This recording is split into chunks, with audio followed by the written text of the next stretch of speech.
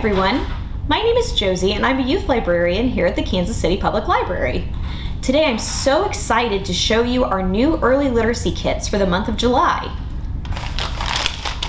You'll find one of these at your favorite branch while supplies last.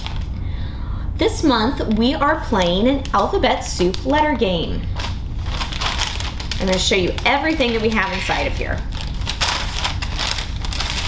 So when you pick up your kit, you will find a set of your very own alphabet and number magnets. Today we're going to focus on the letters, but you'll also have the numbers to be able to play with those too. So to play our game, you will need a pot of alphabet soup, and you'll find two pots in your packet.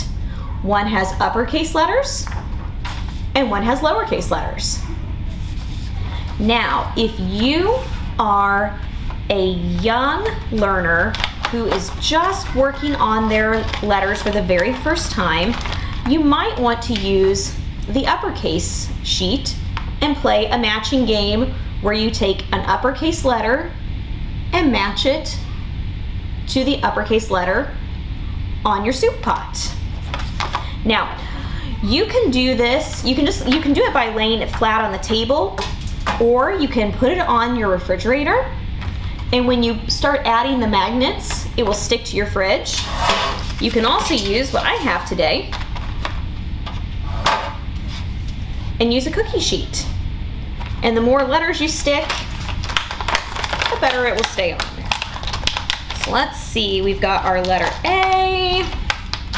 What else can we find here? Oh, we've got the letter H. And we could keep going like that. Or if you're a little bit older and you've done your letters for a while, you might want an additional challenge. You might want to try matching the uppercase magnets to the lowercase soup pot. So when you get these, they're front and back. All the letters are on each side.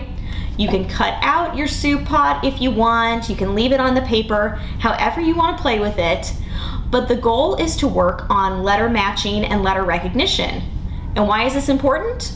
Well, that's an important skill. So once you finish playing the alphabet soup game, there are a lot of other things you can do with your magnets and the sound they make. For example, you could put them on your refrigerator and you could spell new words. You could also practice counting with the numbers, and maybe, for example, sorry, hold on, gotta open up my package. It might be a little noisy.